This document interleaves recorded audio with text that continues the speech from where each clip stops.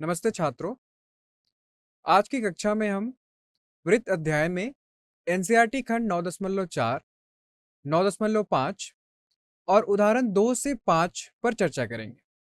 तो सबसे पहले हम देखेंगे एक वृत्त के एक चाप द्वारा अंतरित कोण क्या होता है। उसके बाद हम चक्रीय चतुर्भुज के बारे में पढ़ेंगे और इसके गुणों के बारे में सीखेंगे। उसके बाद हम उदाहरण 2 से 5 तक को देखेंगे। सबसे पहले वृत्त के चाप द्वारा अंतरित कोण। तो इसमें एक प्रमेय है, प्रमेय 9.7। तो देखते हैं क्या कहता है। एक चाप द्वारा केंद्र पर अंतरित कोण उस कोण का दुगना होता है जो यह वृत्त के शेष भाग पर किसी भी बिंदु पर अंतरित करता है। तो सबसे पहले इसके लिए हम आकृति बनाएंगे। तो ध्यान से देखो आकृति में क्या है। हमारे पास एक वृत्त है जिसका केंद्र क्या है, ओ है। यहां पे ये बोल रहा है कि चाप के द्वारा केंद्र पर अंतरित कोण, तो कौन सा कोण है वो, पीओ क्यू। चाप क्या है, पी क्यू। तो पी क्यू चाप से केंद्र पर अंतरित कोण पीओ क्यू उस कोण का दुगना होता है जो यह वृत्त के शेष भाग पर किसी भी बिंदु पर अंतरित करता हो। तो किसी भी बिंदु, यहां पे हमने ए लिया है, आप इसके किसी भी बिंदु पर कोण अंतरित कीजिए तो जैसे जो पी ए क्यू है वो इससे दुगना ही होगा। तो सिद्ध करते हैं इसे। तो हमारे पास केंद्र ओ वाला एक वृत्त है और एक चाप पी क्यू है। वृत्त के शेष भाग पर एक बिंदु हमने ए लिया है। सिद्ध करना है कि जो कोण पीओ क्यू है वो दुगना होगा कोण पी ए क्यू से। तो कैसे करेंगे। सबसे पहले एक रचना कर रहे हैं हम। बिंदु ए से केंद्र ओ से होकर एक रेखाखंड खींचा है हमने और इसे बिंदु बी तक बढ़ाया। तो पहले ए से ओ को मिलाया और फिर उसी रेखा को आगे बी तक बढ़ाया। तो यह रेखा जो एओबी है एक क्या है, सहायक रेखा है। तो त्रिभुज एओपी में देखो, यहां पे ओए है वो बराबर है ओपी के, क्योंकि दोनों क्या है, एक ही वृत्त की त्रिज्याएं हैं। अब क्योंकि ओ ए बराबर है ओपी यानी दो भुजाएं बराबर है त्रिभुज के, तो त्रिभुज कैसा हो जाएगा, एक समद्विबाहु त्रिभुज हो जाएगा। और समद्विबाहु त्रिभुज के सम्मुख कोण क्या होते हैं, बराबर होते हैं, यानी ओ ए पी बराबर होगा ओपी ए के। अब हमारे पास एक बहिष्कोण गुणधर्म होता है जिस गुणधर्म की मदद से हम क्या निकाल सकते हैं, बीओपी निकाल सकते हैं। तो जो आपका बहिष्कोण बीओपी होगा वो किसके किसके, वो ओ ए पी और ओपी ए कोण के योग के बराबर होगा। अब क्योंकि ओ ए पी बराबर है ओपी ए के तो हम लिख सकते हैं ना, बीओपी बराबर कोण ओ ए पी जोड़ कोण ओ ए पी, तो बराबर हो जाएगा 2 गुना कोण ओ ए पी। तो हमने बीओपी को दिखा दिया कि ये 2 गुना है किस कोण के, कोण ओ ए पी पे। इसी तरीके से इसको मान लो समीकरण 1। अब चलते हैं त्रिभुज एओ क्यू में। तो एओ क्यू में देखो, क्या ओ ए बराबर ओ क्यू होगा, बिल्कुल होगा, एक ही वृत्त की त्रिज्याएं हैं। तो ये त्रिभुज भी क्या हो गया, एक समद्विबाहु त्रिभुज हो गया। मतलब इसके सम्मुख कोण क्या होंगे, समान होंगे। समान भुजाओं के सम्मुख कोण समान होते हैं। तो क्या आ जाएगा, ओ ए क्यू बराबर आ जाएगा ओ क्यू ए। अब ये दोनों कोण बराबर हैं तो बहिष्कोण बीओ क्यू को हम बहिष्कोण गुणधर्म से इन दोनों कोण के योग के बराबर लिख सकते हैं, यानी बीओ क्यू बराबर हो जाएगा ओ ए क्यू जमा ओ क्यू ए। अब क्योंकि दोनों कोण बराबर हैं तो हम ओ क्यू ए की जगह पे ओ ए क्यू ही लिख देते हैं। तो क्या हो जाएगा, बी ओ क्यू, ये बी ओ क्यू कोण बराबर हो जाएगा 2 गुना ओ ए क्यू के। तो यहां से आपको दूसरा समीकरण मिल जाएगा, कोण बी ओ क्यू बराबर 2 गुना कोण ओ ए क्यू। ध्यान से देखो हमने क्या सिद्ध किया। हमें जो समीकरण 1 मिला था कि बी ओ पी जो है वो दुगना है किसके, ओ ए पी के। और दूसरे में क्या मिला कि बी ओ क्यू है वो दुगना है किसके, ओ ए क्यू के, तो अगर हम दोनों को जोड़ दे, दोनों समीकरण को जोड़ दे तो क्या मिल जाएगा? कोण बीओपी जमा कोण बीओक्यू बराबर 2 गुना कोण ओएपी जोड़ 2 गुना कोण ओएक्यू। तो यहां से क्या आ जाएगा? कोण बीओपी जोड़ कोण बीओक्यू बराबर हो जाएगा पीओक्यू के, और तो कोण पीओक्यू बराबर हो जाएगा 2 गुना कोण ओएपी जोड़ 2 गुना कोण ओएक्यू। तो 2 को वेनिस ले लो तो आ जाएगा 2 गुना कोण ओएपी जोड़ कोण ओएक्यू। तो यहां से आ जाएगा, जब इन दोनों कोण को तुम जोड़ोगे तो क्या मिल जाएगा? तुम्हें मिल जाएगा पीएक्यू। तो यहां से मिल जाएगा हमें कोण पीओक्यू बराबर 2 गुना कोण पीओक्यू बराबर 2 गुना कोण पीएक्यू। और यही हमें क्या करना था? सिद्ध करना था। प्रमेय 9.8। तो यहां पे देखो क्या बोल रहा है। एक वृत्त के एक ही वृत्तखंड से एक ही वृत्तखंड में बने कोण बराबर होते हैं। प्रमेय 9.8 क्या बोल रहा है कि अगर आपके पास कोई एक वृत्तखंड है तो उस वृत्तखंड में जितने भी कोण बने वो कोण आपस में क्या होंगे? बराबर होंगे। तो सिद्ध करते हैं इसे। दिया क्या गया हुआ है कि हमारे पास एक ओ वाला एक वृत्त है जिसका केंद्र ओ है, चाप है पी क्यू। तो एक ही वृत्तखंड में, यानी बिंदु ए और बिंदु सी ये एक ही वृत्तखंड में है। परिधि का शेष भाग पर बिंदु ए और सी लिया हमने, ये दोनों एक ही वृत्तखंड पे है। यानी जब हम कोण बनाएंगे एक ही वृत्तखंड पे, यानी पी ए क्यू और पी सी क्यू ये दोनों कोण आपस में क्या होने चाहिए? बराबर होने चाहिए। यही हमें क्या करना है? सिद्ध करना है। तो हम जानते हैं, अभी हमने एक प्रमेय पढ़ा है 9.7।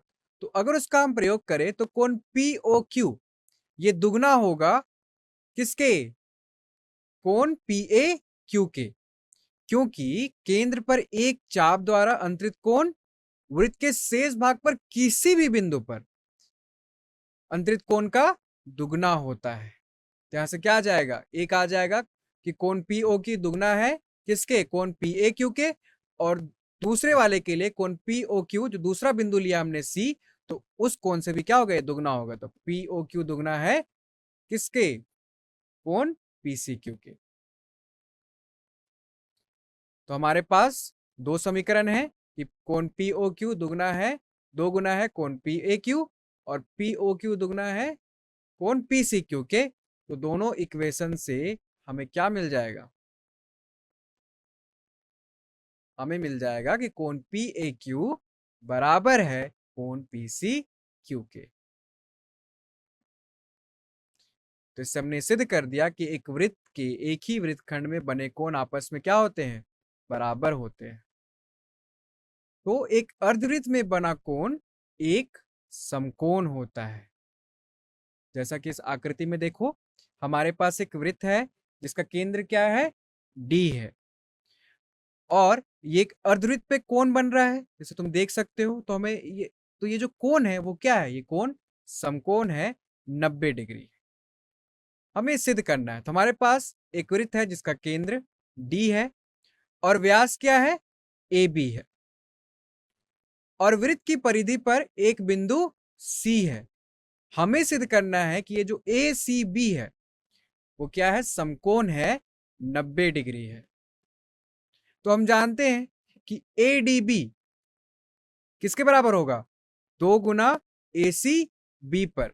यानी केंद्र पर एक चाप द्वारा जो अंतरित कोण होता है वृत्त के शेष भाग में किसी भी बिंदु पर जो अंतरित कोण होगा उसका दुगना होता है। यानी जो केंद्र पर जो कोण है एडीबी वो दुगना होगा किस कोण के? एसी बी के। अब एडीबी एक सीधी रेखा है तो एडीबी का कोण कितना हो जाएगा? 180 डिग्री हो जाएगा। तो आप यहां से क्या मिल जाएगा? क्योंकि कोण एडीबी बराबर है 2 गुना कोण एसीबी के, तो 180 डिग्री बराबर हो जाएगा 2 गुना कोण एसीबी के। यहां से आपको कोण एसीबी क्या मिल जाएगा? 90 डिग्री मिल जाएगा। प्रमेय 9.9, ये जो प्रमेय है 9.8 का विलोम है। देखो क्या बोल रहा है। यदि दो बिंदुओं को जोड़ने वाला एक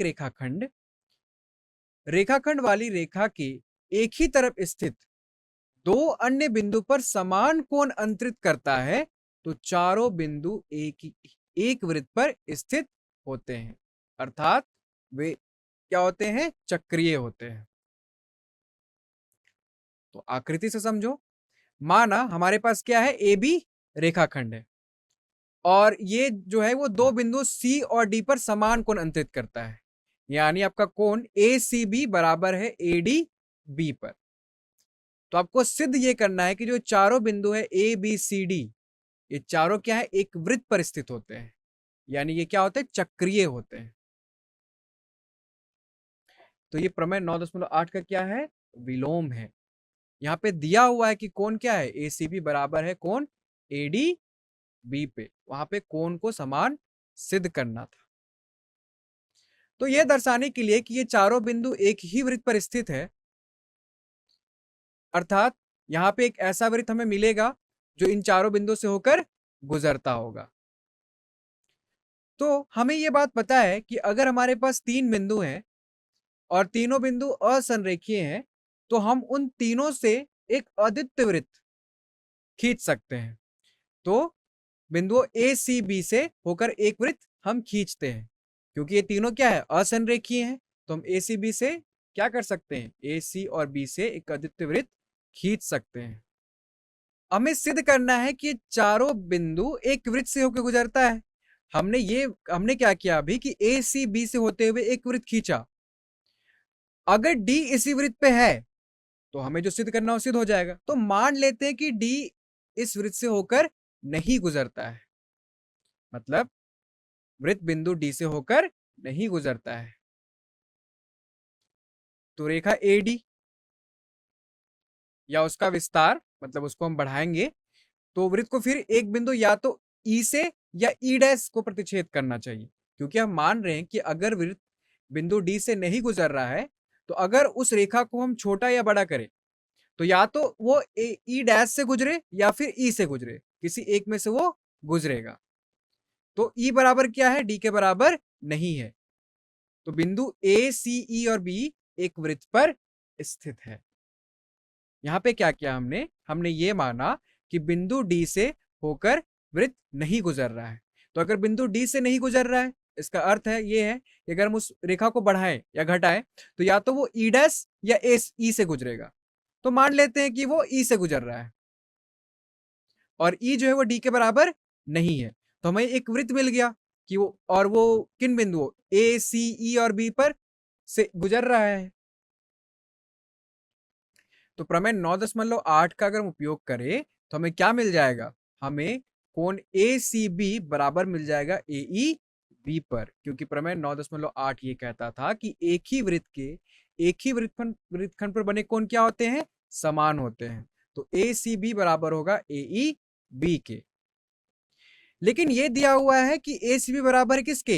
ए डी बी के, ये दिया हुआ है। तो यहां से क्या आ जाएगा? ए ई बी बराबर हो जाएगा ए डी बी के। अब दो भिन्न बिंदुओं पर समान कोण नहीं बन सकता, लेकिन हमें आ रहा है कि ए ई बी बराबर है कोण ए डी बी के। इसका अर्थ क्या है? ये जो ई और डी है वो दोनों एक ही बिंदु है, तो डी हमारे वृत्त पे क्या होगा? स्थित होगा। तो यदि कोई रेखाखंड ए बी किसी दो बिंदुओं पे सी और डी पे कोई समान कोण अंतरित कर रहा है तो जो चार बिंदु हैं ए बी सी डी वो एक ही वृत्त पर स्थित होते हैं। अब हम समझते हैं चक्रीय चतुर्भुज क्या होता है। तो चक्रीय चतुर्भुज उस चतुर्भुज को कहते हैं, मान लो हमारे पास ए बी सी डी एक चतुर्भुज है तो ये चक्रीय कहलाएगा यदि इसके जो चारों शीर्ष हैं ए बी सी डी एक वृत्त पर स्थित हो। जैसे यहाँ पे आकृति में देखो, ये जो चतुर्भुज है ए बी सी डी वो एक चक्रीय चतुर्भुज है, क्योंकि इसके जो चारों जो शीर्ष हैं ए बी और सी डी चारों क्या है? एक वृत्त पर स्थित हैं। प्रमेय 9.10 क्या बोल रहा है?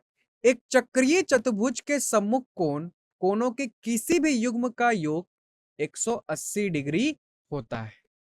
तो अगर तुम्हारे पास कोई चक्रीय चतुर्भुज है, चक्रीय चतुर्भुज मतलब जिनके चारों शीर्ष एक वृत्त पर स्थित हो, तो उनके सम्मुख कोणों का योग किसी भी युग्म का योग 180 डिग्री होता है। यानी यहाँ पे अगर तुम देखो ध्यान से तो कोण ए और कोण सी का योग क्या होगा? 180 डिग्री होगा। कोण बी और कोण डी का योग क्या होगा? 180 डिग्री होगा। तो सिद्ध करते हैं इसे। तो क्या दिया हुआ है हमारे पास? एक चतुर्भुज है और वो एक चक्रीय चतुर्भुज है और वृत्त का केंद्र क्या है? ओ है। तो हमें सिद्ध क्या करना है कि कोण ए प्लस कोण सी यानी सम्मुख कोण को जब हम जोड़ेंगे तो क्या आएगा? 180 डिग्री आएगा। बी का सम्मुख कोण कौन है? डी है। तो कोण बी जोड़ कोण डी क्या आएगा? 180 डिग्री आएगा। तो यहां पे हम जानते हैं कि जब भी एक चाप के द्वारा परिधि पर बनाया गया जो कोण होता है वो केंद्र पर बने कोण का आधा होता है। यानी किसी चाप के द्वारा केंद्र पर अंतरित कोण जो होता है वो दुगना होता है उसी चाप के द्वारा किसी अन्य बिंदु पर, वृत्त के किसी अन्य बिंदु पर अंतरित कोण के। तो यहाँ पे देखो जो कोण डी ए बी होगा वो आधा होगा किस कोण के? जो केंद्र पे है, बी ओ डी के। और कोण बी सी डी ये आधा होगा किसके? 360 डिग्री घटाओ कोण बी ओ डी के। तो हमने क्या किया? यहाँ पे दोनों को जोड़ दिया तो क्या आ गया? कोण बी सी डी जोड़ कोण डी ए बी बराबर आ गया 1/2 गुना 360 घटाओ बी ओ डी जोड़ 1/2 गुना कोण बी ओ डी। तो यहां से क्या होगा? कोण बी ओ डी कट जाएगा, बचेगा क्या? 180 डिग्री। तो दोनों कोण बी सी डी और डी ए बी कोण का योग कितना आ गया? 180 डिग्री आ गया। यानी कोण ए और कोण सी का योग कितना मिल गया हमें? 180 डिग्री मिल गया। और यही हमें क्या करना था? सिद्ध करना था। तो क्या आ गया? कोण ए योग कोण सी बराबर आ गया 180 डिग्री के। इसी प्रकार हम सम्मुख कोण के दूसरे युग्म बी और डी के लिए भी सिद्ध कर सकते हैं। तो हमारे पास कोण बी जोड़ कोण डी बराबर आ गया 180 डिग्री। तो एक चक्रीय चतुर्भुज के सम्मुख कोणों के किसी भी युग्म का योग क्या होता है? 180 डिग्री होता है। प्रमेय 9.11 ये जो प्रमेय है ये 9.10 का विलोम है। जो अभी हमने प्रमेय किया है इसका क्या है? ये विलोम है। यदि किसी चतुर्भुज के सम्मुख कोणों का योग 180 है तो वो चतुर्भुज चक्रीय होता है। तो बहुत ही महत्वपूर्ण प्रमेय है। अगर किसी चतुर्भुज को चक्रीय दिखाना है तो अगर आप ये दिखा दो कि उसके सम्मुख कोणों का युग्म का योग 180 आ रहा है तो एक चतुर्भुज क्या हो जाएगा? चक्रीय होता है। और यहाँ पे ध्यान से पढ़ो क्या लिखा है? किसी चतुर्भुज के सम्मुख कोणों का के एक युग्म का योग, दोनों ने दिखाना है, किसी एक युग्म का योग भी 180 है तो चतुर्भुज क्या हो जाएगा? चक्रीय हो जाएगा। तो हमारे पास एक चतुर्भुज दिया हुआ है ए बी सी डी और क्या दिया हुआ है कि कोण ए जोड़ कोण डी बराबर है 180 डिग्री। सम्मुख कोणों का योग क्या दिया हुआ है? 180 डिग्री। हमें सिद्ध करना है कि चक्रीय चतुर्भुज है। चक्रीय चतुर्भुज मतलब इसके जो चारों शीर्ष हैं ए बी सी डी किसी एक वृत्त पर हो। तो हमें सिद्ध करना चाहते हैं कि एबीसीडी क्या है? चक्रीय है। तो मान लेते हैं कि एक वृत्त बिंदु ए बी और सी से होकर गुजरता है। अगर हम ये सिद्ध कर दें कि ये वृत्त डी से भी होकर गुजरेगा तो मेरा चतुर्भुज एबीसीडी क्या हो जाएगा? चक्रीय हो जाएगा। तो मान लीजिए कि कोण डी डैश वृत्त पर बिंदु डी डैश पर जीवा बीसी द्वारा अंतरित कोण है।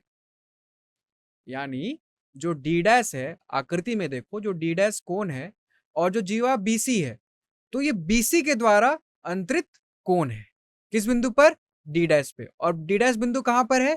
डी डैश बिंदु वृत्त पर है जो वृत्त ए बी सी से होकर गुजरता है। हमें यह सिद्ध करना है कि डी बिंदु भी इस वृत्त पर स्थित है। तो हमने एक अलग बिंदु डी डैश लिया है और डी डैश पे जो कोण बन रहा है किस कैसे बन रहा है? वो बीसी जो जीवा है उसके द्वारा अंतरित कोण है। तो चक्रीय चतुर्भुज के गुणधर्म से सम्मुख कोण का योग क्या होता है? 180 डिग्री होता है। अब क्योंकि आपने जो डी डैश लिया है वो कहां लिया है? वृत्त पे लिया है। तो जो A B D dash C ये जो बन रहा है ये एक चक्रीय चतुर्भुज बनेगा। यानी इसके जो सम्मुख कोणों का योग होगा कितना होगा, 180 होगा। तो कोण ए जोड़ कोण डी डैश क्या आ जाएगा, 180 डिग्री आ जाएगा। लेकिन दिया हुआ है कि कोण ए जोड़ कोण डी क्या है, 180 डिग्री है। तो अगर दोनों को तुलना करोगे तो क्या मिल जाएगा, कोण डी बराबर मिल जाएगा कोण डी डैश के। अब कोण डी बराबर कोण डी डैश है और बिंदु डी उस वृत्त पर स्थित है जो ए बी और सी से होकर गुजरता है। क्योंकि कोण डी बराबर हो गया कोण डी डैश से, तो इससे सिद्ध हो गया कि जो बिंदु डी है वो उस वृत्त से उस वृत्त पर स्थित है जो ए बी और सी से होकर गुजरता है। तो चतुर्भुज एबीसीडी क्या है, चक्रीय चतुर्भुज है। उदाहरण देखो, आकृति 9.19 में ए बी वृत्त का एक व्यास है, सी डी वृत्त की त्रिज्या के बराबर एक जीवा है। तो ध्यान से देखो, आकृति में ए बी क्या है, वृत्त का व्यास है जो केंद्र से होकर गुजरने वाली सबसे लंबी जीवा होती है। सी डी क्या है, सी डी वृत्त की जीवा है, बट सी डी की जो लंबाई है वो त्रिज्या के बराबर है। ए सी और बी डी को जब हमने बढ़ाया तो बढ़ाने पे वे एक बिंदु ई पर प्रतिच्छेद करती है। तो सिद्ध कीजिए कि जो ए ई बी कोण है वो 60 डिग्री है। कैसे करेंगे, ध्यान से देखो। मान लेते हैं वृत्त की त्रिज्या आर है। अब क्योंकि दिया हुआ है कि सी डी वृत्त की वो जीवा है जो त्रिज्या के बराबर है, तो सी डी आर के बराबर हो जाएगा। तो अगर हम ओ से सी को, ओ से डी को मिलाएं और बी से सी को मिलाएं तो क्या हो जाएगा, तो ये जो ओडीसी मिला, तो जो ये त्रिभुज ओडीसी एक समबाहु त्रिभुज है। क्योंकि ओसी और ओडी क्या है, त्रिज्या है, और सीडी वो जीवा है जिसकी लंबाई त्रिज्या के बराबर है। तो ये जो ओडीसी मिला वो एक क्या मिला, एक समबाहु त्रिभुज मिला। तीनों भुजाएं आर के बराबर है। अब क्योंकि ये समबाहु त्रिभुज है तो इसे कोण कितने हो जाएंगे, 60 डिग्री हो जाएंगे। तो कोण सीओडी क्या मिल गया, 60 डिग्री, क्योंकि ये समबाहु त्रिभुज है। तो प्रमेय 9.7 का हम उपयोग करेंगे। तो अगर चाप सीडी, अगर सीडी को आप चाप मानो, द्वारा केंद्र ओ पर अंतरित कोण वृत्त के किसी भी शेष भाग पर अगर कोई भी बिंदु हमने बी ले लिया तो उस पे जो अंतरित कोण होगा उसके दुगना होगा। चाप सीडी है, सीडी से कोण अंतरित कोण कौन सा है, सीओडी। और एक अन्य बिंदु, वृत्त के किसी अन्य बिंदु हमने बी लिया तो बी पे जो कोण अंतरित हो रहा है सीडी के द्वारा, उसके क्या होगा, ये कोण सीओडी दुगना होगा। तो क्या मिल जाएगा हमें, सीबीडी बराबर मिल जाएगा 1/2 कोण सीओडी, क्योंकि सीओडी कोण दुगना होगा कोण सीबीडी के। तो इस समय क्या मिल जाएगा, कोण सीओडी क्या मिला था, 60 डिग्री, तो कोण सीबीडी क्या आ जाएगा, 30 डिग्री आ जाएगा। अब ध्यान दो, अगर सीबीडी 30 डिग्री है तो सीबीई क्या आएगा, एक ही कोण है तो भी 30 डिग्री आ जाएगा। अब एसीबी कितना होगा, हमने पढ़ा है कि अर्धवृत्त पे बना कोण समकोण होता है। अब ए बी व्यास है तो ये जो कोण ए सी बी बन रहा है अर्धवृत्त पे बन रहा है, तो कितना हो जाएगा, 90 डिग्री हो जाएगा। तो ए सी बी 90 डिग्री है, तो आप बीसीई के बारे में क्या बोल सकते हैं, बीसीई भी क्या हो जाएगा, 90 डिग्री हो जाएगा, क्योंकि पूरा एक रेखा बन रहा है तो उसका कोण 180 होगा। अगर एक आधा कोण उसका 90 है तो आधा क्या हो जाएगा, 90 हो जाएगा। तो बीसीई भी क्या हो गया, 90। अब हमें एक त्रिभुज का दो कोण मिल गया, बीसीई 90 और सीबीई 30। तो क्या हम इसका कोण एई भी नहीं निकाल सकते, बिल्कुल निकाल सकते हैं।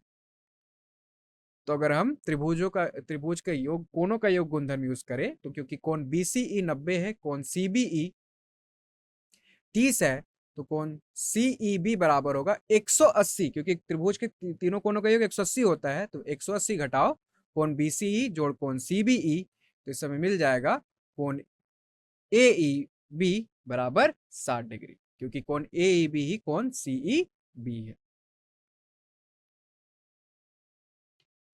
उदाहरण 3 देखो, आकृति 9.20 में एबीसीडी एक चक्रीय चतुर्भुज है जिसमें एसी और बीडी इसके विकर्ण है।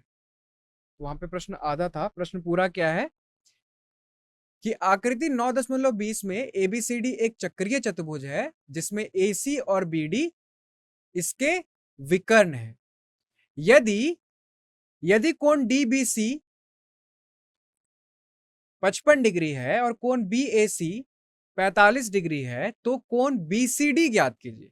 तो आकृति में ध्यान से देखो, यहाँ पे हमें एक वृत्त दिया हुआ है, साथ में एक चक्रीय चतुर्भुज है, यानी जिसके चारों शीर्ष कहाँ पे, वृत्त पे स्थित है, और AC और BD इसके विकर्ण है। और ध्यान से देखो, कोण DBC 55 डिग्री है और कोण BAC कितना है, 45 डिग्री है। तो पूछ रहा है कोण BCD क्या होगा। तो हल करते हैं इसका। हम जानते हैं कि अगर हमारे पास एक जीवा है तो जीवा के द्वारा वृत्त के एक ही वृत्तखंड पर अंतरित कोण बराबर होते हैं। तो यहां पर CD को अगर तुम CD हमारा जीवा है तो CD पर एक ही वृत्तखंड पर दो कोण बन रहे हैं, CAD और CBD। तो ये दोनों कोण क्या होंगे, ऊपर वाले प्रमेय से दोनों बराबर होंगे। तो CAD बराबर DBC बराबर आ जाएगा 55 डिग्री, क्योंकि DBC किसके बराबर दिया हुआ है, 55 डिग्री के बराबर दिया हुआ है। तो हमें CAD मिल गया, कितना मिल गया, 55 डिग्री मिल गया। अब कोण DAB, तो कोण DAB बराबर है कोण CAD जोड़ कोण BAC के। अब कोण BAC दिया हुआ है, कितना दिया हुआ है, 45 डिग्री, और कोण CAD हमने निकाला है 55 डिग्री। तो कोण DAB क्या आ जाएगा, 55 डिग्री जोड़ 45 डिग्री यानी 100 डिग्री। अब कोण DAB और कोण BCD दोनों क्या है, चक्रीय चतुर्भुज के सम्मुख कोण है, और चक्रीय चतुर्भुज के सम्मुख कोण का योग क्या होता है, 180 डिग्री होता है। तो कोण DAB जोड़ कोण BCD क्या हो जाएगा, 180 डिग्री हो जाएगा। तो यहां से आपको कोण BCD क्या मिलेगा, 180 डिग्री घटाओ कोण DAB, कोण DAB हमने निकाला 100 डिग्री, तो 180 डिग्री घटाओ 100 डिग्री, तो आपका कोण BCD क्या आ गया, 80 डिग्री। उदाहरण 4, दो वृत्त एक दूसरे को दो बिंदुओं A और B पर प्रतिच्छेद करते हैं। तो हमारे पास दो वृत्त हैं और दो वृत्त कहां कहां पे, जब दोनों वृत्त को प्रतिच्छेद कर रहे हैं, दो बिंदु प्रतिच्छेद कर रहे हैं, A और B पर प्रतिच्छेद कर रहे हैं। AD और AC दो वृत्तों के व्यास हैं, सिद्ध कीजिए कि B रेखाखंड DC पर स्थित है। तो आकृति देखो, AB को मिलाया हमने, तो यहाँ पे दो वृत्त हैं और दोनों वृत्त A और B पे प्रतिच्छेद कर रहे हैं, और AD और AC दोनों वृत्त के क्या है, व्यास हैं, और सिद्ध करना है कि ये जो B है वो DC पर स्थित है। तो D और C को मिलाओ तो DC, तो B DC पे स्थित है, हमें ये सिद्ध करना है। तो ध्यान दो, कोण ABD कितना होगा, कोण ABD है तो अर्धवृत्त पे बना हुआ कोण है, क्योंकि AD व्यास है AC व्यास है, तो जो कोण है, तो AD क्योंकि व्यास है, तो ये जो कोण बन रहा है ABD वो अर्धवृत्त पे बन रहा है, तो ये कोण कितना हो जाएगा, 90 डिग्री हो जाएगा। और इसी प्रकार क्योंकि AC व्यास है तो कोण जो ABC बन रहा है वो कितना हो जाएगा, 90 डिग्री हो जाएगा।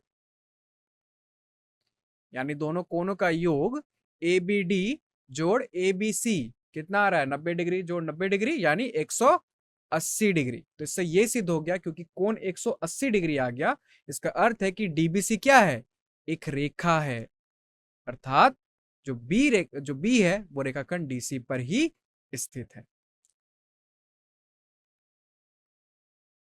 उदाहरण 5, सिद्ध कीजिए कि किसी चतुर्भुज के आंतरिक कोण समद्विभाजकों द्वारा बना चतुर्भुज यदि संभव हो चक्रीय होता है। तो यदि हम किसी चतुर्भुज के आंतरिक कोणों का समद्विभाजक ले, यानी सारे कोणों का समद्विभाजक ले, तो समद्विभाजकों द्वारा जो चतुर्भुज बनेगा वो क्या होगा, चक्रीय होगा। ये सिद्ध करना है, यानी उसकी जो चारों शीर्ष होंगे वो किसी एक वृत्त पर स्थित होंगे। यहाँ पे ध्यान दो, हमारे पास आकृति 9.22 में ABCD एक चतुर्भुज है, और इसके आंतरिक कोण ABC और D का हमने समद्विभाजक लिया। तो एक कोण का समद्विभाजक है AH, B कोण का समद्विभाजक है BF, C कोण का समद्विभाजक है CF, और D कोण का समद्विभाजक है DH। तो A जो कोण है वो समद्विभाज A कोण जो है वो दो बराबर भागों में बांटा जा रहा है, कौन से रेखाखंड से, AH से। और B जो है वो B जो कोण है वो दो बराबर भागों में बांटा जा रहा है, किससे, BF से, और C जो है वो बढ़ रहा है CF से, और D जो है वो DH से। तो इससे एक चतुर्भुज बन रहा है कौन सा? EFGH। हमें यह सिद्ध करना है कि ये जो चतुर्भुज है वो चक्रीय चतुर्भुज है। तो चक्रीय चतुर्भुज सिद्ध करने के लिए या तो सिद्ध कर दो कि जो चारों शीर्ष है वो किसी एक वृत्त पर स्थित है, या फिर हमने चक्रीय चतुर्भुज का एक गुणधर्म पढ़ा था, एक प्रमेय पढ़ा था कि अगर उसके किसी चतुर्भुज के सम्मुख कोणों का योग 180 डिग्री है तो वो एक चक्रीय चतुर्भुज होता है। तो यहां पे ध्यान दो, कोण FEH, तो कोण FEH बराबर होगा कोण AEB के, बिल्कुल बराबर होगा।